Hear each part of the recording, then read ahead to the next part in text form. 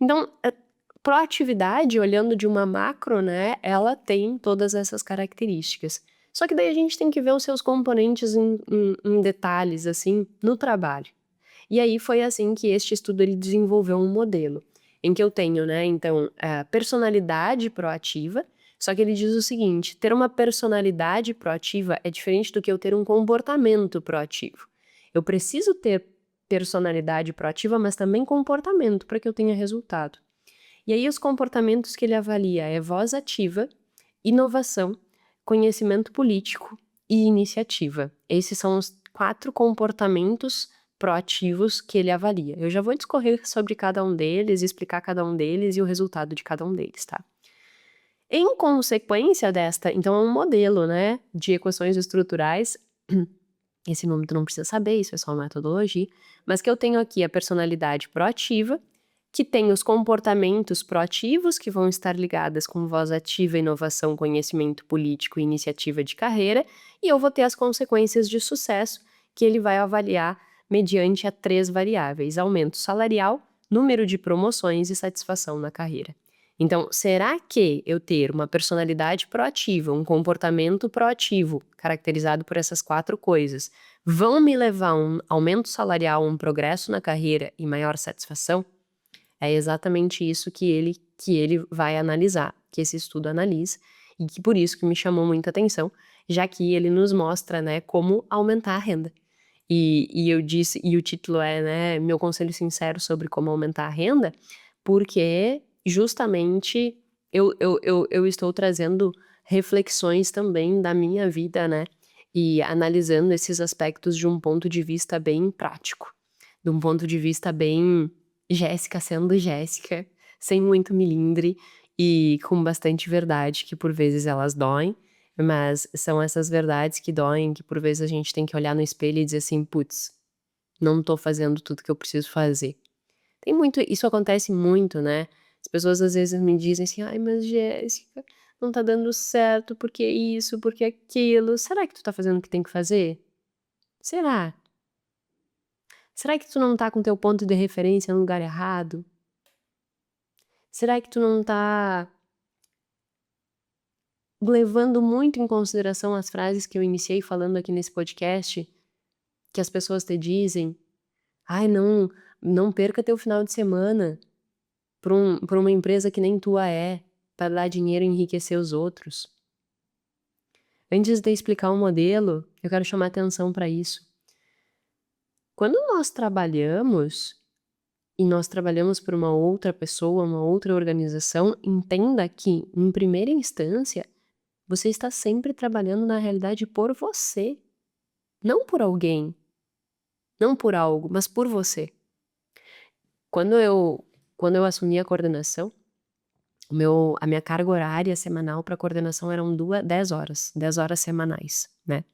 Então eu teria que ir 3 noites na universidade, em média, 3 horas ali, que eu ficava por noite, né, 3 horas e pouquinho, ou 1 noite e meia, porque daí na outra meia eu estava dando aula. Então minha carga horária de coordenação era mais ou menos essa.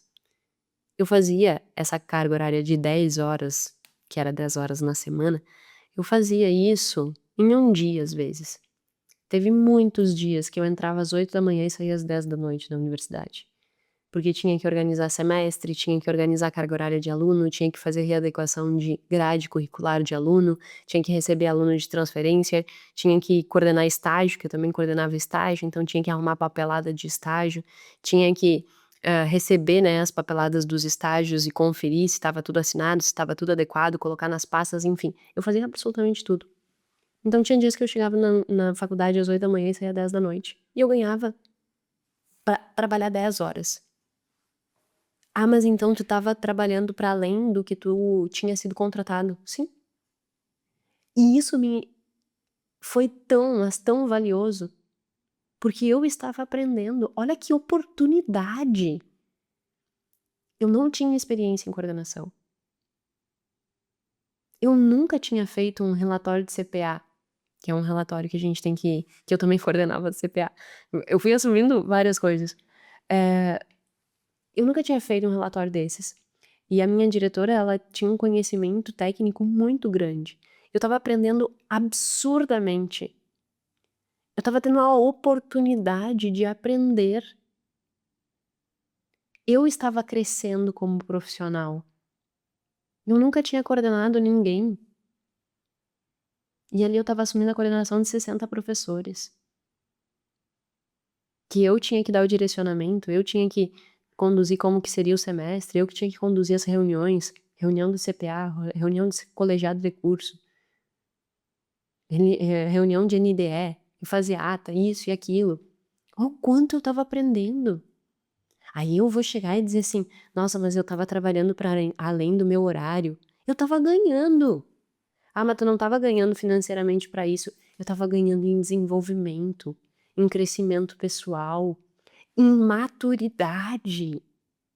Talvez se eu não tivesse vivido aquilo, eu não conseguia conduzir a empresa hoje. Essa semana mesmo a gente tá abrindo a terceira empresa. Será que se eu não tivesse vivido aquilo, eu teria condição hoje de estar abrindo a terceira empresa? Talvez não.